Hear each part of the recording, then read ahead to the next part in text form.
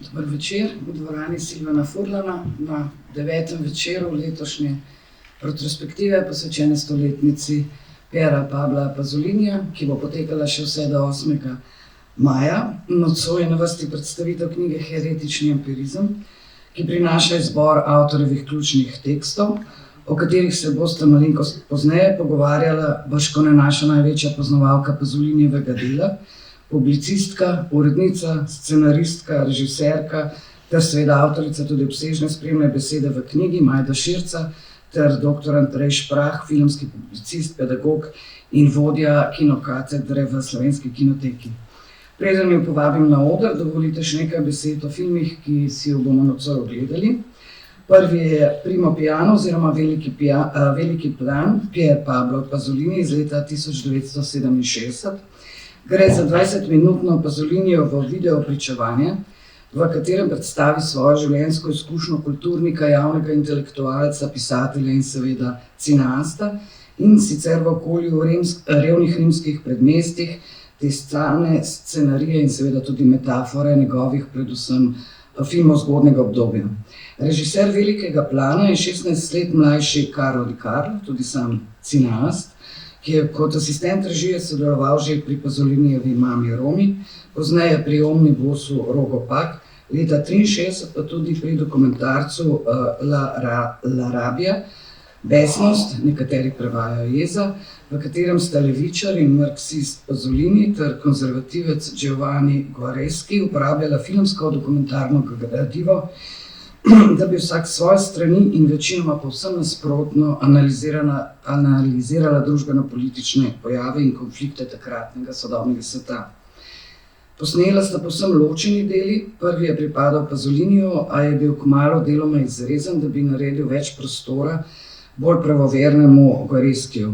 Leta 2008 pa je Giuseppe Bertolucci naredil rekonstrukcijo Pasolinijevega izvirnega dela.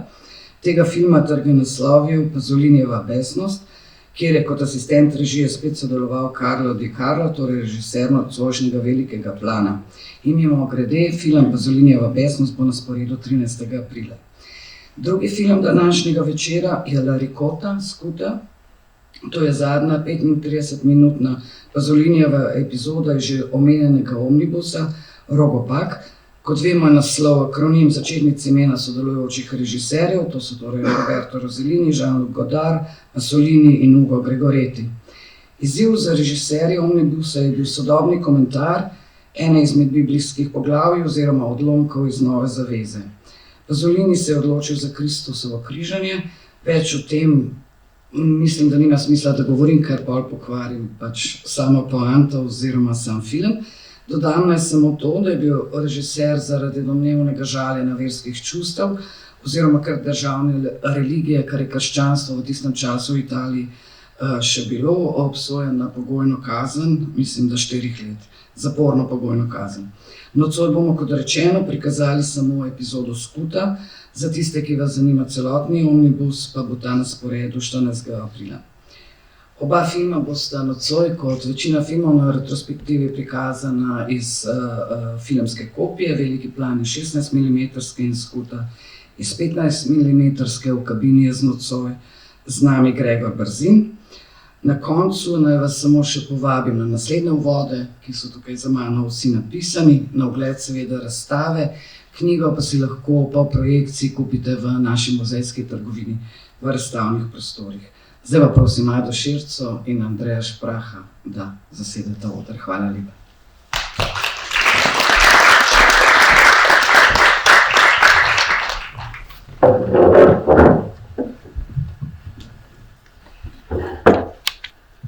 Takoj.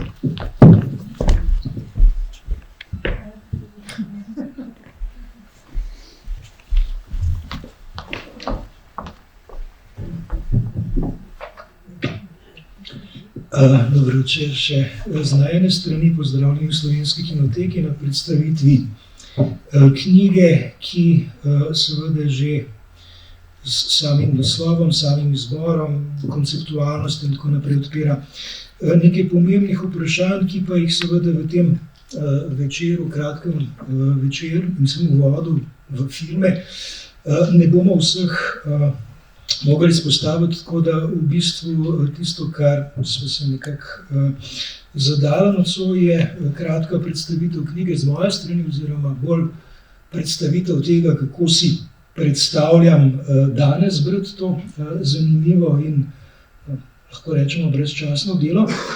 In potem bom predal besedo Majdi, ki bo pa mogoče iz enega bolj konkretnega vidika, iz enega bolj konkretnega koncepta podala svoj pogled v to knjigo. Najprej bi se seveda zahvalil Majdi za spremno besedo, izčrpen pogled v Fellinijev, Pasolinijev opus življenje in delo in seveda za vse delo, ki ga je opravljal že v vrsti let, ko smo se posvečali tako v kinoteki kot na splošno Pasoliniju, italijanski kinematografiji in seveda vrsti ustvarjalnih prebojev, ki so se na tem področju skozi zgodovino kinematografije dogajali. Hkrati pa se seveda zahvaljujem tudi obema prevajalkama filmskega opusa oziroma knjige in izbora tekstov, Jožici Pirc in Andreji Štepec, ter izdajatelju oziroma nosilcu avtorskih pravic založbi Garzanti, ki je v duhu Pasolinijevega demokratizacije vizije in tako naprej odstopila avtorske pravice brezplačno. Sergej Eisenstein, Robert Bresson, Andrej Tarkovski, Paul Schroeder in lahko bi še naštevali vrsto imen, med katere seveda danes oziroma s izidom te knjige uvrščamo tudi Piera Pavla Pasolinija, so neka posebna avtorska imena, filmski ustvarjalci, za katere je značilno, seveda niso edini, za katere je značilno, da so svojo ustvarjalnost premišljevali, lahko bi rekli celo teoretizirali, ampak za ta našteta imena je značilno predvsem, da so skušali poleg svoje ustvarjalnosti razmišljati tudi o filmu in kinematografiji nasploh. In v tem smislu je tisto, čemur je Silvan Furlan v uvodu v ekran, ki je bil Pasoliniju posvečen leta 1988, kar je opredelil kot domala nezdružljivo, to se pravi praktično in teoretično dejavnost z enako predanostjo, z enako erudicijo, z enako intenzivnostjo ustvarjati je uspelo tem avtorjem in tem imenom. Za začetek naj izpostavim 3 dileme, ki so se uredniško-prevajalsko pojavile ob izboru tekstov. Izbor tekstov je tukaj pragmatično narejen po izboru, ki je že predhodno bil narejen v Italiji, v izboru zbornika Heretični empirizem, ki ne zajema samo filmskih tekstov, to se pravi tekstov o filmu in kinematografiji, ampak zajema tekste o jeziku, to se pravi lingvistične študije in pa literarne študije. In današnji izbor oziroma ta izbor je vezan na filmski segment. In v samem naslovu, mi smo ga poslovenili kot heretični empirizem, sledimo tem najbolj striktnemu prevajanju. Recimo Francozi so izbrali prevod izkušnja heretizma oziroma heretična izkušnja. Naša odločitev je temeljila na temu, na dejstvu, da vendarle teksti predstavljajo neko teorijo Pasolinijevo, ki je seveda ni ravno teoretska, če ne tako rečemo v navednicah, teorijo, ki tako ali drugače temelji na nečemu, kar je mogoče seveda tudi neko izkustvo, tudi neka izkušnja, ampak hkrati sega v to polje neke filozofičnosti, neke filozofije in zato smo se nekako odločili ohraniti ta širši filozofski, recimo temu, pomen. Druga dilema je dilema samega koncepta filma oziroma kinematografije. Tukaj to ni stvar, ki se nanaša samo na vprašanje premišljevanja in razmislekov Pazolinija, ampak vprašanje slovenščine nasploh oziroma slovenskega jezika in mogoče še nekaterih jezikov, ki ne poznajo izraza oziroma ne vsebujejo izraza cinema, činema, skratka nečesa, kar bi lahko pri nas prevedli kot kinematografija, ampak ko gremo v kinematografijo, seveda imamo celoten instrumentarij, ki zajema tudi kinematografsko predvajanje in tako naprej, in zato je to vprašanje vezano na film na splošno. To se pravi, ko Pasolini govori o filmu, ima v bistvu v mislih cinema, to se pravi cinema, kinematografijo. Sploh in pač v tekstu so reševane zadeve tako, da v bistvu Pasolini sam opozarja takrat, ko govori o posameznih filmih. In mi seveda v prevodu smo to upoštevali in takrat, ko govori o posameznih filmih, takrat govori o konkretnih filmskih delih. Drugače pa je njegov pojem filma, v bistvu pojem filma in kinematografije, oziroma cinema, in mi smo to združili kot film in kinematografijo. In tretje vprašanje tematike, vprašanje same teme, ki se nanaša na recimo temu temeljni koncept Pasolina in vprašanje same realnosti, realizma, vprašanja resničnosti. In v tej dilemi med izrazi, kot so stvarnost, dejanskost, resničnost, realnost, smo se odločili za koncept realnosti zaradi dveh vidikov. Prvi je vprašanje resničnosti, ki se pogosto uporablja kot prevodni termin, da je vendarle vprašanje resnice že zelo hitro lahko ideološko pogojeno. Tukaj smo se skušali izogniti temu, da se kjerkoli resnica, razen kadar je eksplicitno izpostavljena, nagovarja.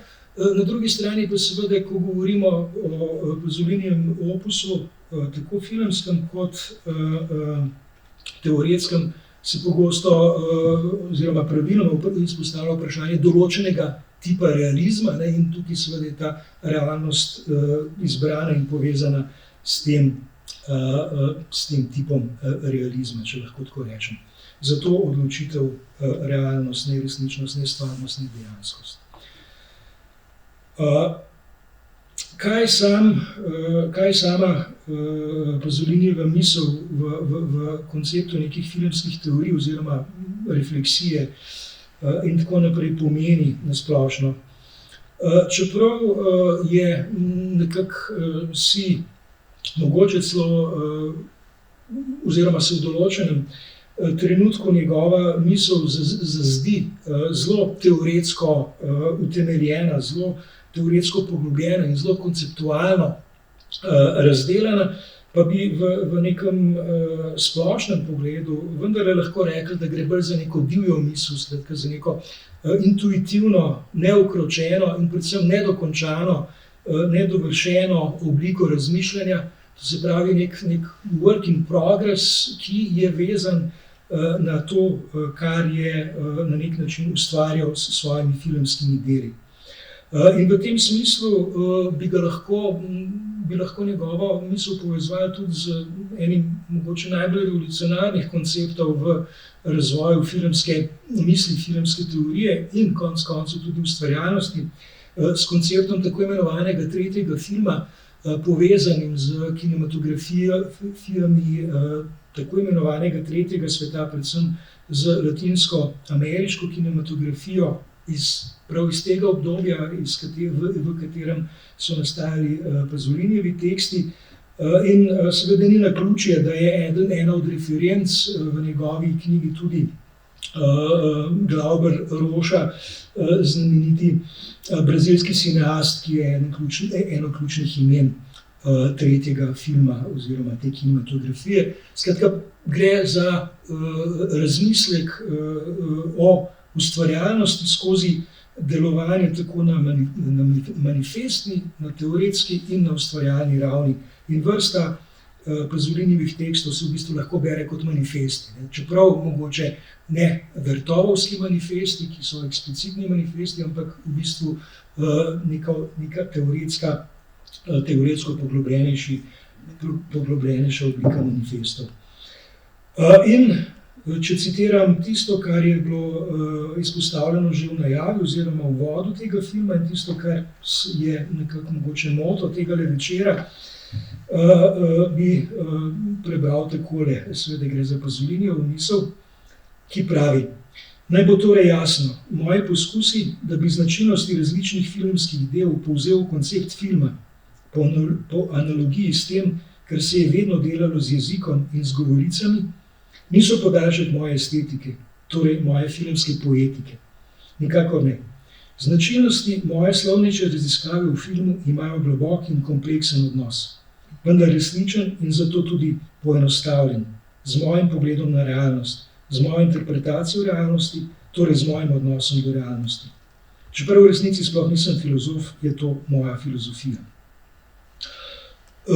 Ta filozofija seveda temelji na filmski semiologiji, semiotiki, ki je bila v času, ko je to delo nastajalo v izjemnem razmahu. Nenazadnje je bil Pasolini ves čas v nekem neposrednem dialogu z imeni, kot so Christian Metz, Roland Barthes, Umberto Eco in Charles Sanders Peirce in vrsta drugih pomembnih filmskih semiotikov, vendar pa bi težko rekli, da lahko njegovo misel gledamo oziroma beremo kot res neko filmsko semiologijo, in zato je seveda že leta 1988 v istem uvodu, ki sem ga že omenil, Silvan Furlan zapisal takole: sodobne interpretacije Pazolinjevih spisov ne obravnavajo znotraj strogega semiološkega horizonta, ampak skušajo na osnovi njegovih razprav o filmu zgraditi kolikor toliko zaključeno Pazolinjevo poetiko. Pazolinija tako vidijo predvsem kot bazenovega učenca, ki je ob uporabi lingvistično-semiološke terminologije pravzaprav na specifičen način podedoval in aktualiziral ontološki realizem. Ves čas, kot smo videli, se gibamo in se bomo, ko boste brali seveda knjigo, gibali v konceptu nekega realizma, nekega razmerja z realnostjo in seveda ta realizem oziroma ta realnost je najbolj neposredno izpostavljena v verjetno enem ključnih tekstov samega zbornika tekstov z naslovom Zapisani jezik realnosti. Seveda tukaj ne bomo šli v analizo konkretnejšo, to bo naredila Majda, jaz bom samo dal še mogoče dva napotka oziroma dva namiga za branje. Jaz mislim, da v bistvu na nek način, čeprav pravi, kot sem rekel v tem prvem navedku, da to ni njegova estetika, da ni njegova poetika, ampak da moramo v bistvu Pazolinija skozi današnje perspektive in skozi to ta besedila brati proti njemu samemu. Zapravi, da v bistvu lahko te koncepte, ki so včasih mogoče delujejo zelo kompleksno, beremo takrat, ko jih primerjamo oziroma ko jih analiziramo ali pa razmišljamo o njih na podlagi ustvarjalnosti njegovih filmov. Čeprav v samem izboru nobeden izmed tekstov ne obravnava njegove ustvarjalnosti, ukvarja se z deli Godarja, z deli Antonionija, z deli Bertoluccija in tako naprej, ampak svoje lastne ustvarjalne poetike na nek način ne razkriva neposredno, ampak ravno na ta način mislim, da lahko oziroma je smiselno brati te tekste, ta besedila. No in seveda zdaj, če gremo samo še hitro čez kazalo oziroma čez napotke kazala, gre za tekste od leta 65 do 71, to se pravi v obdobju, ko je tudi njegova ustvarjalnost bila izjemno prodorna. In v smislu gre za 3 vrste tekstov, nekateri so dejansko čisto teoretsko-konceptualni, drugi so povezani z samo teorijo, vendar že na nek način praktično izpostavljajo oziroma predpostavljajo tisto, kar je lahko potem pragmatičen del same filmske ustvarjalnosti. In potem so ti tako imenovani praktično eksplicitni teksti, ki govorijo o neposredno filmskih konceptih, o scenariju, o kadru sekvenci, o teoriji spojev in tako naprej, ki, čeprav so spet teoretsko koncipirani, na nek način lahko delujejo kot praktična navodila, seveda spet v navednicah. No in enega od teh izhodišč si pa Majda ti vzela za svoj vpogled v to, kar seveda poleg filmskega opusa je tudi ena njegovih značilnih ustvarjalnih prebojnosti in tukaj ti predajam pa še v razmislek. Hvala. Ja. Moj tekst, ki ga imate v knjigi, morate razumeti kot neke birgle, kot neke opornice, kot nek pomožni in oporni tekst, ki v bistvu lahko osmisli ta hermetizem, o katerem je bil govora, to teorijo njegovo, o katerem je bil govora in ki je zapisana v tej knjigi.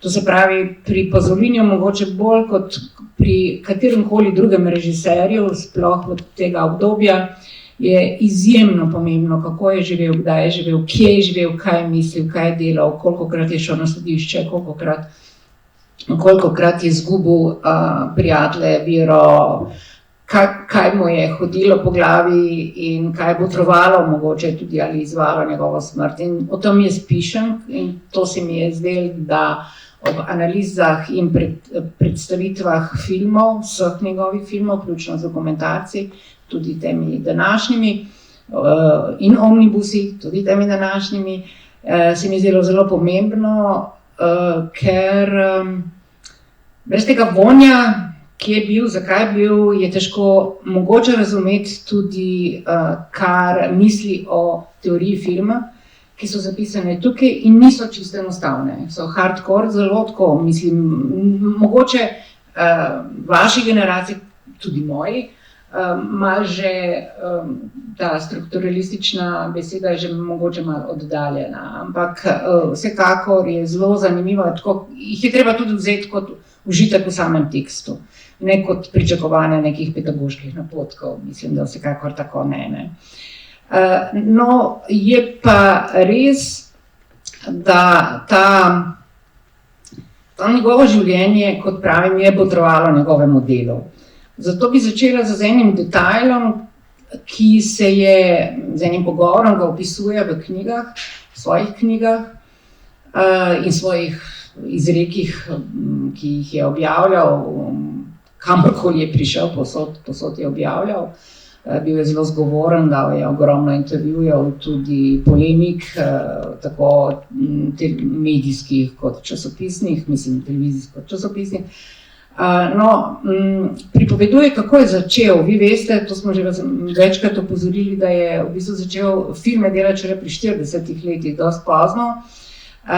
Prej je se že močno trpko in izčrpno uveljavil kot literat, kot pesnik in tudi kot pisatelj, imel je že tudi kopico nekih sodnih in drugih obravnav za seboj in izkušenj. No, ampak potem se je lotil leta okrog 60, ko se je po 10 letih, ko je živel v Rimu, se je lotil filma. Zakaj? Razumel je, da je to jezik, ki je najbolj prodoren, da ni uporabil Benjamina, ali ki na najbolj enostaven način lahko doseže prenos svojih sporočil ljudem. Kot mednarodni jezik, kot tisti jezik, ki ima mogoče večji učinek še kot sama poezija, kot sama literatura, ki je bolj osebna, ni masovna, v tem smislu, če malo poenostavim. No, in je začel z Beračem, film, ki ste ga že videli, leta 1961 in ko se je pripravljal na tega berača, z njim je bil takrat Bernardo Bertolucci, stanovala sta v isti hiši in še asistent, ki ga je Ženja prej omenila.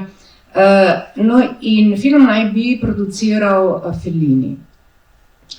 Bila sta prijatelja s tem, da je bil Pasolini kar nekako spoštljiv in nekako v zadregi pred njim.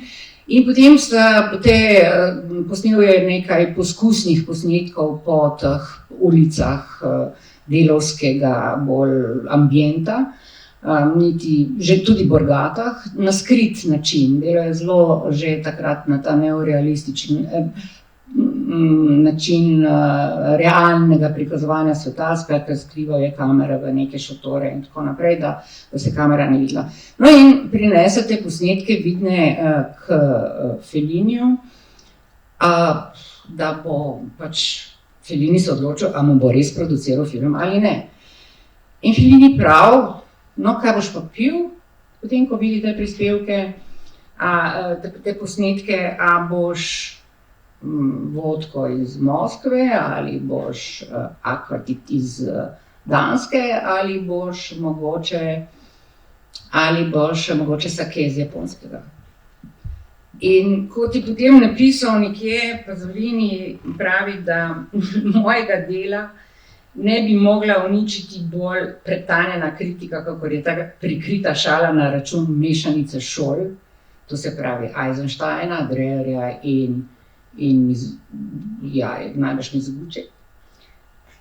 Iz teh šol, iz katerih sem črpal, in iz slogov, na katere se je takrat še nanašal kot mlad človek, ki je pristopil filmu brez seveda šol, ampak svojim kopanjem in divjo mislijo, kot si lepo povedal prej, in svojimi manifesti tudi po filmskem jeziku.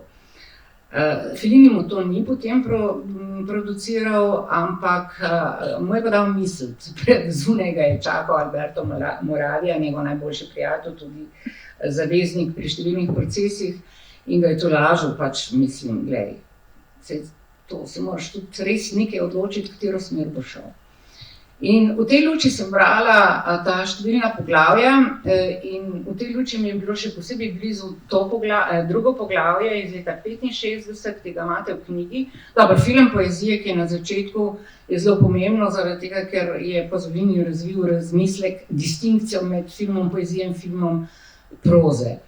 Ampak kot temu mogoče se ne bi toliko zadržala, jaz sem si zaželela zadržati pri eni temi, ki mi je bila še posebej ljuba njegova in tudi blizu, ki se glasi scenarij kot struktura, ki teži k drugi strukturi. Ali, z drugimi besedami, koliko je lahko scenarij avtonomen tekst ali avtonomno gradivo, koliko je lahko samostojna materija, celostna, dovršena in koliko lahko deluje sama po sebi, če bi poenostavila. To se mi je zdelo zanimivo, zakaj? Ker je Pasolini avtor vseh scenarijev svojih. Vse filme je tako rekoč, to so avtorska dela.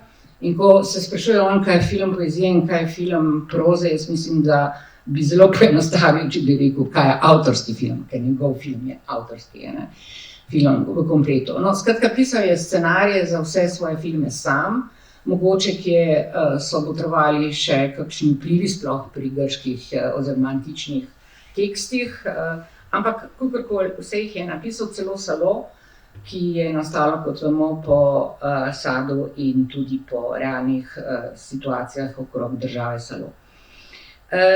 In rada bi zato malo razgradila to, mogoče vam ne bo to tuje, če malo več o tem govorim, zaradi tega, ker spremljate retrospektivo in je pravzaprav fajn imeti eno podlago in vedenje o ozadju teh sakejev in akvavitov in vodke, ki jih je potem seveda vzpostavil kot samostojno delo. Mislim, da to za Fellinijem nisem kar tako rekla, ampak se mi zdi, da če kaj Pasolini ni prenesel, je to, da bi bil pod vplivom ali pod da ne bi bil avtonomen, da ne bi bil on tisti, ki je on. Ne. Bil je strašno polemičen in strašno ne narcisen, ampak zagotovo samo svoj. In zato teh nekaj besed o načinih scenarijev, ki so temelj njegovih del. In najbolj mi je bila všeč, enkrat po mojem je bil to lapsus, ampak ni nujno. Danes ste slišali, da boste gledali Besnost Rabija ali Jeza, en dokumentarc, ki ga je naredil na zelo meni ljub način, zaradi tega, ker je uporabljal izključno arhivsko gradivo, skratka pobral je arhiv iz enega filmskega časovnega obdobja, ga podložil, mislim, ne vem, vse Vietname, vse Marilyn Monroe, mislim, skratka vse situacija v 60-ih, ki jih je podložil z nekim izjemno osebnim esejem. No in ko nekje piše o tem svojem projektu Besnost, dokumentarc Besnost, ki ga boste videli 13. sem, mislim, ja. In ga kar pogledajte, pravi, ko govori o jezi, o besnosti, pravi, napisal sem ta film. Tako, ko greš pogledati nazaj, režiral sem ta film, ne, napisal sem ta film. Ne. In se mi zdi, da te filme, ne kot teorijo, druga zgodba je teorija, ne, ampak filme je dejansko napisal. Ne. Ni bil lapsus, ampak napisal film. In potem, ko bom malo v nadaljevanju povedala, da je tudi scenarij napisal tako, da jih je pisal s filmsko kamero, skratka, da ni pisal scenarij tako, ki je kakšen kader, ampak ki je šel narediti dokumentarni film o tem, kako bi izgledal in kako bo izgledal celovečerni film njegov, potem lahko rečem, da je pisal s kamero tudi. Njegovi filmi so nastali po lastni literaturi. Na začetku, to govorimo lahko o Beraču in govorimo o Mami Rim, ki se vzame za podlago eno zelo pretresljivo njegovo kar hard pripoved, literarno pripoved, nasilno življenje, ki opisuje fante, mladostnike, ki so se preselili iz obrobja različnih manjših krajev Italije po vojni ali v 50-ih letih in so prešli, emigrirali, kakorkoli so šli v večja mesta in v teh mestih vzpostavili tudi svoje bivalne prostore. In če kje, to ste videli v Mami Rim, ko so ti pobalini, mali berači, mali tatovi, mali prestopniki ali tudi že veliki zvodniki, fantje, ki v bistvu tvorijo cela področja predmestna, kako živijo in tukaj to je dobesedno povzeto, ampak ne povzeto tako, da bi rekli, tam je Tomaso, tukaj je Tore, recimo pri Rimu, glavni junak v nasilnem življenju je fant, ki smo imeli Tomaso, v Akatonu je pa ta Berač, po slovensko.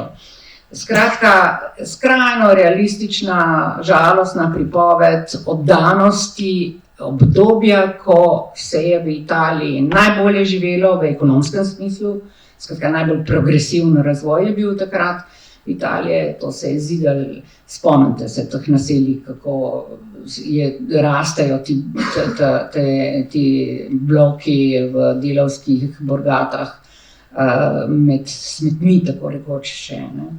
Skratka, ampak te podobe so pa zelo žalostne in imajo neverjetno težko usodo. To je nasilno življenje, to so scenariji, ki jih je napisal po svojih v bistvu literarnih delih, ki niso dobesedni, ampak črpajo tisti vonj po smeteh, ne reči, mislim, ti čutiš, ko bereš knjigo, čutiš, da tam izraz drek dobesedno pomeni drek, ki ga vidiš na filmu potem, ni to blato ali kakorkoli kaj podobnega. Skratka, vseh pozabljeni fantje, ki utirajo v ekonomsko uspešni Italiji svojo pot. No, ampak pol je pa zanimivo, ker ne več, seveda, Pasolini nenehno objavlja, romane piše vse skozi, več let včasih kakšne stvari. Ne dela samo po svojih literarnih delih, ampak film posname, preden izda knjigo z vsebino tega filma. In to se zgodi pri 2 filmih, pri Izreku oziroma Teoremi. Mi smo poslovenili na izrek, se v bistvu je izrek, no, ampak v slovenščini knjiga je Teorema, ki je išla tudi pri nas. Skratka, to je knjiga, ki jo je začel pisati leta 1965, išla je potem, film je izšel leta 1969, knjiga je pa šla po 70. letu. V slovenskem prevodu je šla leta 2000. Ampak hočem reči, da najprej posname film in potem izda knjigo s približno vsebino ali celo tako daleč, kot se to zgodi pri Svinjaku, ki je tudi preveden v slovenščino, ko v knjigi daje napotke, kako snimati, kako naj pelje junaka filmskega. Ker so ga vprašali, kako zdaj ta knjiga je šla, filmi so že posneti, zakaj? Pa ima neke razlage, da se bo potem bolje razumelo, nekje je tako poseben, da ne piše v vezanem tekstu, ampak v pesniškem tekstu, v obliki verzov. Skratka, mislim, da ne vem, mogoče najbrž so, to boste poznali, najbrž so tudi druge take poti, da se po filmu napiše še literarno delo, ki ne govori, kako se snema film, ampak kaj mora film prinesti, kaj pričakujemo, kako ga razlagamo. No, pri Teoremi je bilo potrebno razlagati, ampak ta knjiga ne razloži, kdo je tisti gost, ki pride v družino in zmeša popolnoma celo družino in vsi spremenijo svoje življenje, kot veste, od sina, hčere, mati, foter, ki celo na koncu ob srečanju s tem skrivnostnim gostom odda tovarno delavcem. In skratka, sem se življenje spremenila. Ampak v knjigi mi nismo zaradi tega dobili zdaj knjigo, da bomo rekli, to je pa Bog, ne, in to je pa nek zapeljivec, ne, seveda je zapeljivec, seveda je Bog, to že pri filmu vemo, Bog v tistem smislu, da imamo enkrat končno opravka z Bogom kot erotično persono, ne. Ker pač vsi nekako podležejo v postelji, cela družina, ne. Ampak v Svinjaku, Svinjak je film, ki, če je salo film o fašizmu, je Svinjak strašno težak film o nacizmu, ne. Tam celo vidimo, ko se izreče, nihče ne sirje toliko kot mi, Nemci. To govorijo ex-nacisti, preoblečeni sedaj z liftingi in tako naprej, po vojni seveda, mnogo po drugi svetovni vojni, ki se spremenijo pač v neke druge figure. Ampak tu imamo skratka 2 dela, kjer scenarij nastopa post festum. In sta zelo zanimivi. Zelo so zanimivi tudi scenarij, če malo pohitim, kjer služi Biblija osnovo za pripoved. In danes vam res priporočam gledanje Terikote, ki je meni zelo, zelo ljub film, iz omnibusa Rogopak, Rossellini, kaj smo rekli, Rossellini, Godard, Pasolini in Gregoretti, to so ti avtori, ki so sodelovali v tem omnibusu, in Pasolini ima to skuto tega križanega, ki nastopa kot statist v filmu, ki ga režira Orson Welles, ampak se strinjam, da se ne preveč govori o tem filmu, ker so presenečenja res zelo, zelo ljubka tukaj film, ampak tukaj so se vsi odločili, da bojo povzeli za osnovo Biblijo, ampak na tak način, da jo bojo vsak po svoje od teh režiserjev prilagodili sedanjemu takratnemu času. To je bilo pa leta, kaj je bil Rogopak, je bil tam okrog 65 ali takega, v glavnem sredi 60 let.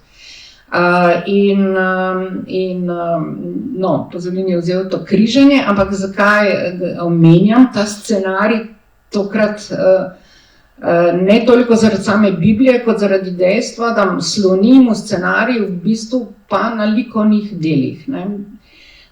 Pasolini je tudi slikal, rad je restauriral, bil je zelo zaljubljen v italijansko renesanso in je scenaristično dobesedno podvajal likovne prizore. Tukaj mislim, da sta bila, kaj je bil, dva renesančna slikarja in ne moram reči, da se zeza ali pa da podcenjuje likovno umetnost, daleč od tega, ampak nekje bolj podcenjuje to, kar lahko krščanstvo naredi iz pripovedi. Medtem ko pa Evangelij po Mateju je neka druga zgodba. Tukaj je dobesedno scenarij Matejev Evangelij. Film ste že videli, dobro je videti ga še enkrat. To je edini tekst, s katerim Pasolini ni imel na sodišču kaj dosti problemov, ampak ga je virno posnel po Evangeliju. Ampak tukaj se odpre vprašanje poezije, kaj je poezija in kaj je film poezije in kaj je film proze. Tudi sam ga razume kot najbolj izrazit film poezije, kjer so Kristusovi nauki in tisti medteksti tako scenaristično s kamero doterani, da vsi ti dolgi pogledi, vsi ti primeri, ko recimo Jožef, ko vidi, da je Marija noseča, se mu zaustavi pogled, vidiš v teh očeh dvom, kako si zdaj, kaj je to, čigav je ta otrok, njen obrat, njene te počasne geste. To je zelo zanimiv film, ki ima neko samostojno scenaristično. Jaz mislim, da se ga je pustil nedotakljivega zaradi tega, ker je zelo spoštoval to, kar je bilo v krščanstvu napisanega in se je zelo boril z dejstvom, da je bil ateist. In ko ob tem filmu o Evangeliju je večkrat dal vedeti, da tisto, ki je mogel premagati, je dejstvo, da ni bil verujoči človek in je moral ob tem filmu začeti verjeti v to pripoved Jezusa in njegove življenjske poti. Zato mogoče je bil tako tudi 1:1 deskriptiven. Pri likovni umetnosti mislim, da je še en film, oziroma so še nekateri drugi filmi, ampak zagotovo najbolj tipičen, tisti, kjer mu scenarij že spet piše likovna umetnost, je Decameron, ki niti ni tako dekameronovski zaradi Boccaccea, kot zaradi njegovega videnja slikarskega opusa. V Decameronu imamo eno poglavje, oziroma eno pripoved, ker jih je pač več. Imamo eno pripoved, v katerem igra sam Pier Paolo Pasolini, sicer menda po sili razmer, ker ni bilo drugega igralca, ampak je izjemen. Skratka, igra pomočnika Giota, slikarja, ki v Padovi poslikajo to kapelo znano. In je zanimivo, kako se postavi v vlogo slikarja, ki pač mora iti potem na oder in se te angele dol dati, in ljudi, na ta način, da uide med slikanjem, uide na ulico in opazuje ljudi. In imate tisto sliko zelo lepo, ko kadrira, dobesedno kadrira, ampak ne film, on kadrira v bistvu to kapelo padovsko. No, moram reči, ta film je tudi zelo zanimiv zaradi tega, ker je scenarist tukaj likovna umetnost. Dober, pri recimo vseh zgodbah od Medeje do Oidipa in še kaj, ki se naslanjajo na antiko, je tudi zelo zelo zanimiv način, kako je pristopil k scenariju. Recimo pri kralju Oidipu, ki je pač zmes neke mitološke preteklosti in sedanjosti, vidimo na začetku sodoben čas. Vmes film se celoti potem dogaja v tretjem svetu in v vseh teh kostumih antike.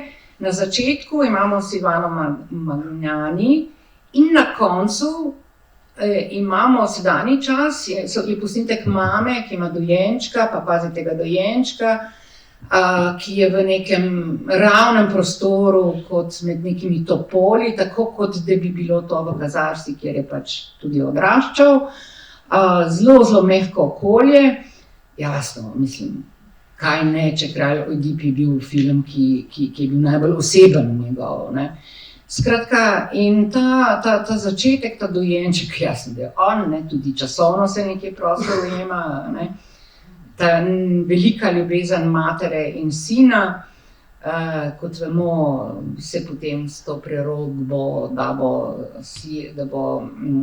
Oidip se poročil s svojo mamo in ubil svojega očeta, tudi realizira, ampak na začetku, kot pravim, to hlepenje otročička po pozornosti mame in to, da mama enkrat, ki ima moža, ki je recimo tudi v neki vojaški službi, kot je bil njegov oče, ki gresta na ples in tega fantka pustita doma samega mičkanga, ne, skratka, ta nastavek, par minut cep, ne, je cela antika je zajeta tukaj, potem imamo vse te zgodbe, kako se poroči, kako pride do te zarote in tako naprej. In na koncu se vrnemo že spet sem. Ne.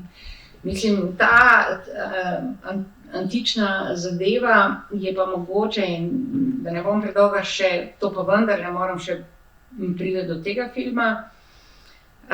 Prej sem omenila, da je pisal scenarije s kamero. En zelo, zelo zanimiv dokumentarni film. Pasolini je obupal nad zahodnim svetom, bil je nesrečen nad vsem, celo nad upori študentskega gibanja. Skratka, usmerjal se je v tretji svet. Tretji svet je bila za njega Afrika, so bile dežele v razvoju, Indija in tako naprej in druge tudi.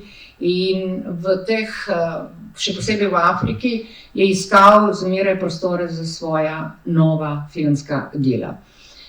Nekatere je hodil tja, nekaj posnel, pa potem teh filmskih del ni bilo, nekatere pa je dokončal.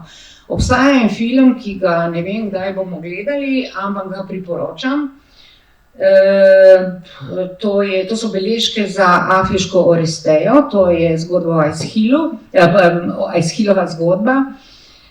On je raziskoval, kako bi nastal film o Orestu, ki vemo, da je bil v dilemi, kako naj se, ali se sploh maščuje materi, ki je v zarotništvu ubila očeta njegovega, se pravi Agamemnona, kako naj se, ali naj se maščuje in kako naj to stori, muči s tem vprašanjem.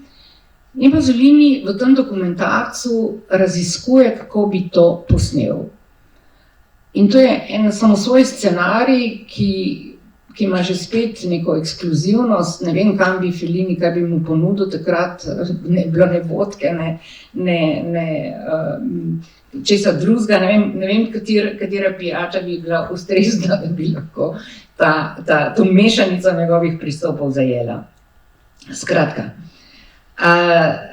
Ta Orest gre najprej iskat na svet, kaj naj naredi, ali naj se maščuje materi in seveda tudi njenemu novemu ljubimcu, možu, ko sta umorila očeta, ali ne. In ga pošilja v izmišljene objekte.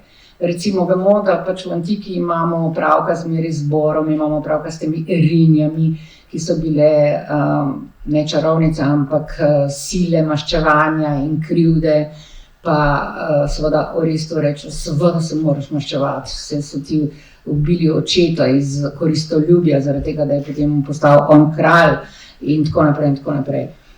Ampak potem ga te sile, ki so prikazane kot gibanje viharja in vetra v nekem savanskem predelu pol puščave afriške, potem gre naprej, pa prav ne, to moram še preučevati, pa odgovor treba najti tam, ker so ljudje pametni, ne, in pride do Apolona, pa reče, Apolon, pa jasno, niti se treba maščevati zaradi tega, ker ženska je itak brazda, v katero meče moški seme, se pravi, ni bila kriva, ker je samo zaplodila te in ne more biti kriva. Skratka, potem se končni odgovori najdejo v Delfah.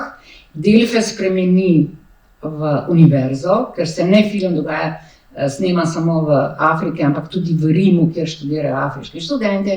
Skratka, popoln en tak logičen, zelo logičen gemišt enih situacij, ki se končajo tako, da pa Atena, ki je bistra ženska in glavna boginja, recimo v tem primeru prav, a to pa ne, te Erinije kvazi ne morejo bogovi tukaj ukazovati, ljudje morajo odločati.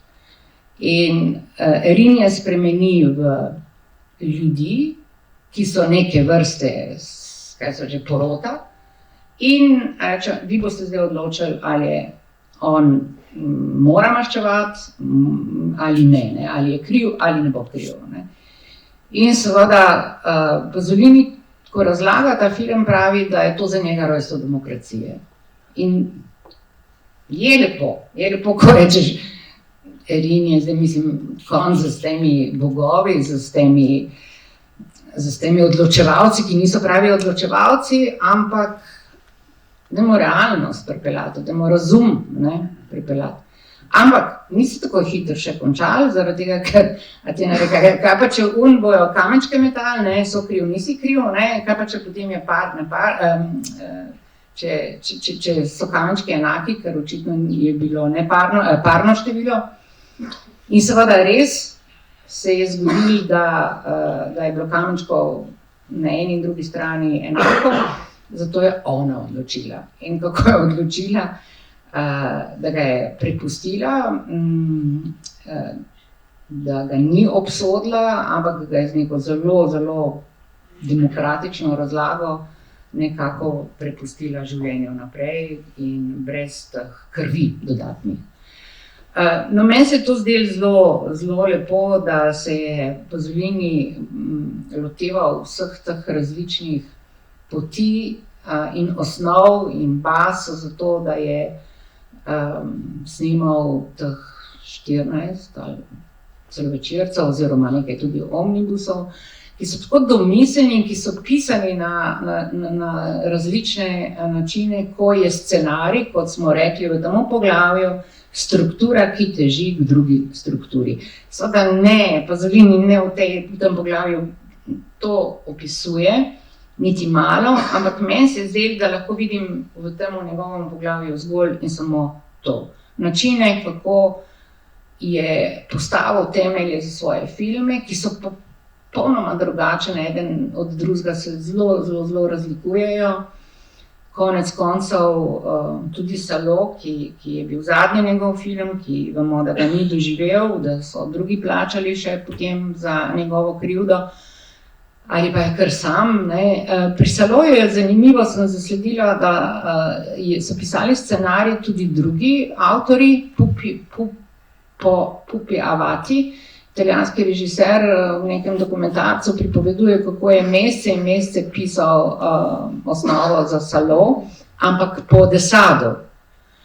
In je ta tekst prinesel in niso palili, ne? Pa so se kar medili in čakali tam, ampak zgleda, da je Pasolini toliko si želel to posneti, da je enkrat dobesedno zavihal rokave, vzel še nekaj ljudi zraven, s katerimi je debatiral in potem pisal to, kar je on Mislim, če so mu pomagali, ne rečem, da ne, ampak to, kar je on želel. In je to zgodbo, Desadovo zgodbo, cepil na ta fašizem od Durni, mislim, na to, da je najdel, kaj je to sok, ne, da ti na najbolj jasen in možen način poveš s temi 4 gospodi, ki so mučili te dekleta in fante v tej vili in se življali nad njim, mislim, to genialno naredil, ne? Da to je res avtonomno delo, tak scenarij, tudi če ga ne bi nikoli posnel, bi bil dost živ. Čeprav mislim, da sami ga pred sabo nikoli se ne bi mogli predstavljati takega, samo če bi brali, recimo, scenarij. Nisem pa brala nobenega scenarija, tako da bi ga dobila, ampak to, kar vidimo, kako je kaj nastajalo, je že več kot dovolj, ne. Pa nisem to, ne. Omenila sem bolj pomembne stvari. Najlepša hvala. Torej, zdaj ste videli, kako samo eno poglavje izmed 13, ki so v knjigi, oziroma 12 plus spremna beseda, odpira polje razprave, polje razmisleka. Jaz vas vabim na, seveda, ostanete na filmih, vabim vas seveda na vse ostale filme, ki so pospremljeni z uvodi, predgovori, in pa seveda tudi tiste, ki so brez tega. Vsekakor mislim, da bo tako celotna retrospektiva, ki poteka, kot seveda tisti, ki se boste odločili za tole knjigo, ki jo, kot je rekla že na začetku, Ženja Lajler, dobite na blagajni oziroma v trgovinici v muzeju. Hvala lepa in uživajte naprej.